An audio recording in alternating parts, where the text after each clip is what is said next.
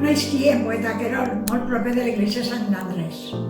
I quan es començaren els bombardeos, mon pare, per por que tenia ja, mos posava en un llit i damunt un matalà per amortiguar la metralla que era caure i tot això. Això, que aquí jo era molt xicotet, em impactar moltíssim, que no me puc llevar del cap. I dir-vos que tots just poguérem superar-ho. Eran momentos muy dramáticos, faltaba de todo.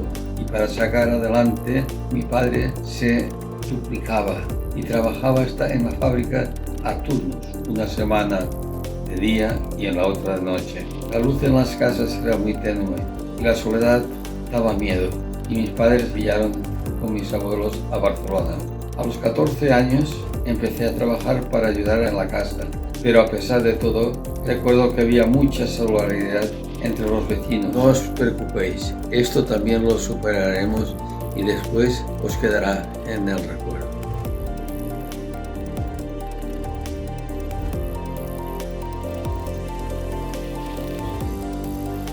Tenía 17 años y nos fuimos un día y a comprar el mercado de Lizama. Estando allí, dijeron que viene Riada, y corriendo nos fuimos.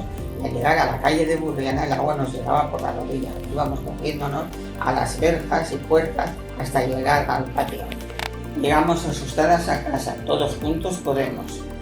Jo recorde la Pantanà de 1982 perquè jo he sigut al Cira i en aquells dies jo, després de la Pantanà, cantava la missa i no tenia una parròquia digna en el poble per a poder celebrar la meva primera missa. Va ser en la capella d'un col·legi que havia a prop del riu i gràcies a la capella, que estava en un primer pis i era prou gran, a vespre estava jo llevant fang per a que la gent poguera accedir, diguem, al recinte, al col·legi, a poder participar en aquell acte.